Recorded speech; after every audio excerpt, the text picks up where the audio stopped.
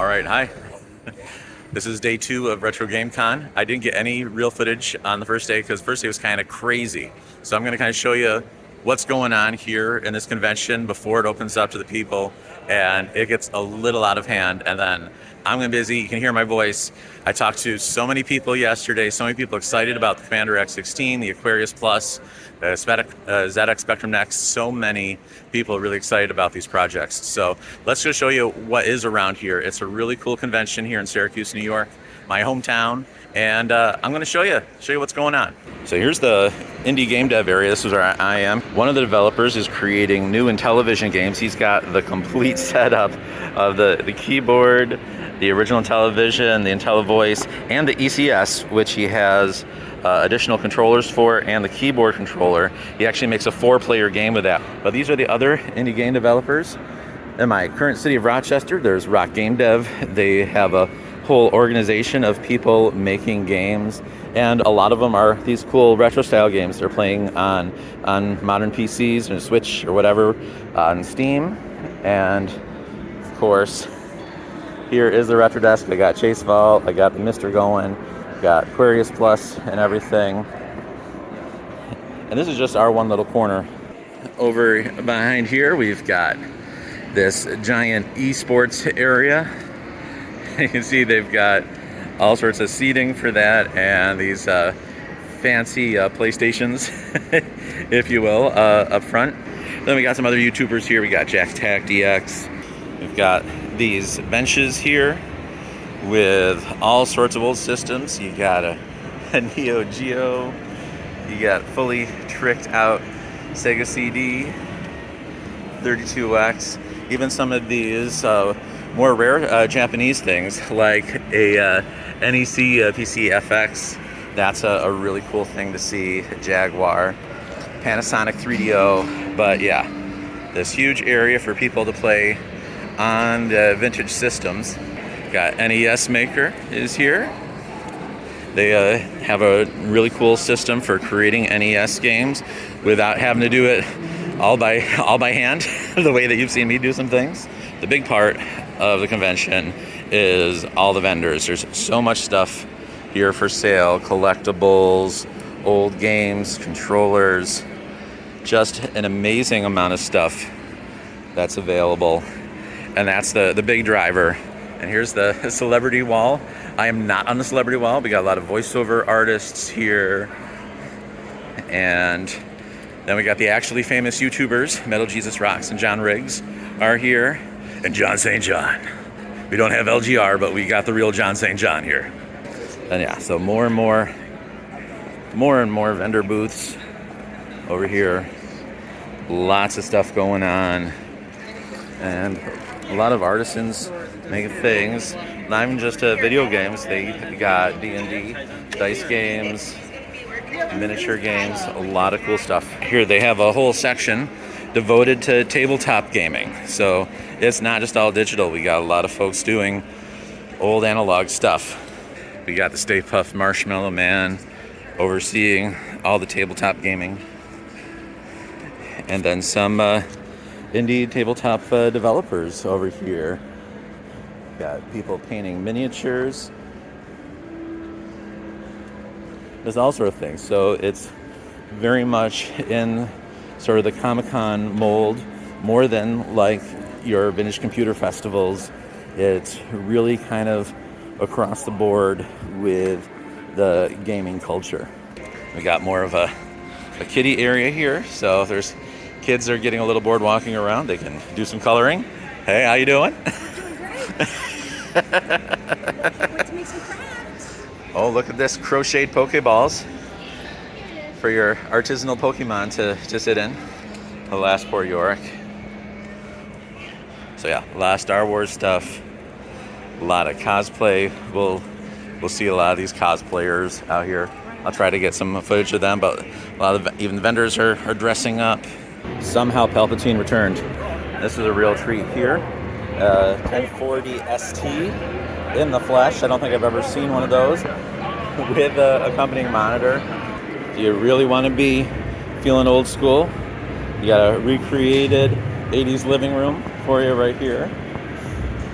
with a real NES. You got Kiss Destroyer. You got these beautiful speakers. Pretty sure I had these same speakers.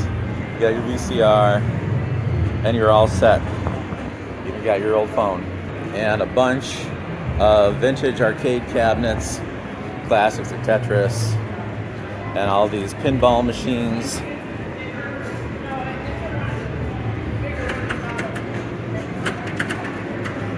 And then up here, a stage. They actually have concerts. Got live music playing here. People playing a lot of gaming-inspired music that's happening. Pinball machines. Even really old ones here. Williams Argosy. This is quite the vintage relic. Oh, and here we are. A Timex Sinclair 1000. Of course, this is based on the ZX81. And here it is playing something. Some strange dungeon game. But yeah, it looks like they got a little attachment here where they can put an Atari joystick on there. And this is a good time, I think, to talk about our sponsor, PCBWay. If you have an idea like this, like you want to put some joysticks from an Atari onto an old Sinclair, get that done with PCBWay. Get your printed circuit board custom made just for you according to your specs for as little as $5 a piece. Of course, that's not all. PCBWay also does some 3D printing. They do injection molding if you're a little further along in your prototype process, or even CNC machining for some custom metal parts. And once your design is completed, you could enter it into PCBWay's project design contest and be eligible for some awesome prizes. So go to PCBWay.com right now and make your dream a reality. So look, there we go. There's a real Amiga A500 in the wild. It doesn't seem to be doing a whole lot right now. It's got a composite output thing happening. But yeah, so somebody's really still playing with Amigas. You don't really see them too much these days, at least not around here. Oh, here's another one, some Panasonic Senior Partner. This is Panasonic's attempt to make an early IBM PC compatible. Here's a Coco 3. Very cool to see this. I had a Coco 2 as my first computer. Here's a Coco 1 hanging out. These are getting hard to find, especially with the original chiclet keyboard. TI 994A. First 16-bit home computer. Looking really cool there. Playing some game. Looks like it's playing Parsec. And all those just awful little joysticks. Old Power Macs. Playing Doom here on a Mac. Yeah, you could actually play Doom on a Mac.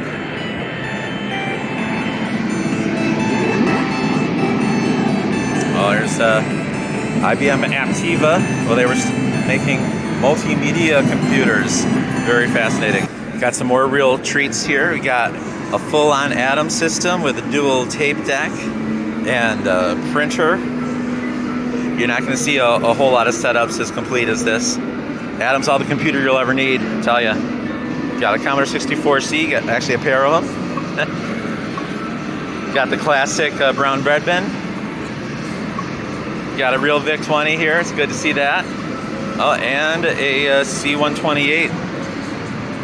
Original C-128, looking good. Hey, look at that, playing Petsky Robots with a double screen.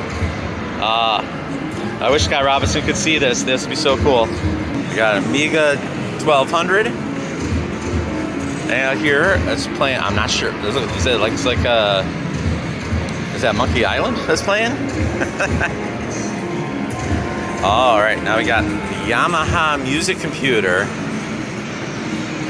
Really cool seeing some of these Japanese exotic computers. A Sega SC3000. We're getting really rare over on this end of the table. Nabu personal computer, 1982. It's Z80. First we got Atari 400 with the horrible, awful membrane keyboard playing Pac-Man, but a pretty good version of Pac-Man. Got the Atari 65XC, just like the big brother of that. So towards the end of the line of the Atari 8-bits, playing the Atari 8-bit Frogger, also really solid game. Now moving up into the another 1040 ST with an Atari monitor, looking real good. It's got the 2600 joystick on there, so you're gonna have a real good time with that. You got the Apple IIe. This is sort of a mid to late one. It's not the final generation, but this is definitely from the later 80s. Definitely well into the Macintosh era. You got a 2C over here. You got a 2GS. This is a really nice looking 2GS. Just got a little bit of yellowing on the space bar. Otherwise, this looks like it's in really good shape. And a Mac Plus playing a game. Yes, you could actually do that. And it's got the original keyboard, original mouse. Really, really getting hard to see these days. And not just for work, and Osborne 1 will play a very Pac-Man-like game if you force it to.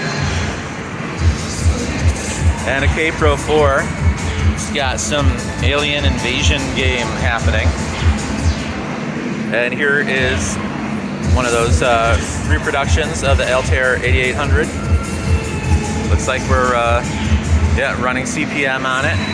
And we got the whole Famicom family here. We got an original Famicom playing Castlevania 3. We got the original NES over here. And then an NES top loader over here playing Mario 3. Getting hard to find now are also the Atari 5200s. They got Mario Brothers in there for it. Those awful controllers. Works. You got a real Super Famicom over here playing Mario Blast. That's real cool. TurboGrafx 16. You got a Famicom disk system. Look at that. Playing Mario 3. Fully integrated disk system. That's a really cool thing to see. Then the Atari XEGS. They're getting harder to find too. Of course, that's just a console version of the Atari 8-bit computer. It's not terribly different from that 5200 over there. And this didn't do much better. But at least this one, you could use the actual computer cartridges and not have to have some other weird type of cartridge. You got this version of the Sega Master System, always like this, with these cool edges. And here's your more common Famicom with the separate disc unit all put together. Ooh, and a Gemini. This is the Atari 2600 clone. You don't see many of these either. Oh, meanwhile, just a few more things. We got a Odyssey 300. I almost bought one of these. It was at the pawn shop by my house. I kind of regret that now. But we got an original Odyssey, and here's that Fairchild Channel F. These are the very first ROM-based video cartridges. This is a really cool system. The fact that this even exists and still working. And here's the Odyssey 2. So sort of the follow-up. This one actually uses ROM-based cartridges, because if you look at the original, they were just these jumper cards. They weren't ROM cartridges at all. All the games were built into the system, and you would just buy jumpers to enable them. Should also point out, for this day of the con, I had my Commander X16 shirt on yesterday. I've got my Moss 6502. Of course, subject of my new favorite song. We're going to hear it right now. 6502. Now we landed on the block. Space Invaders took some shots. Then we ate up all the dots. 6502. Frogger dodging all the cars. Breakout hitting all the bars. Playing some Revenge of Yars. 6502. Pole position, give me speed. Breaking up the centipede. Retro games are what I need. 6502. Yeah, we've got the highest score. Always say we want some more. Whoa. 6502. Microprocessor. 6502. Microprocessor. Now I got this chip from us, coding basic like a boss. This RF jack, what's it for?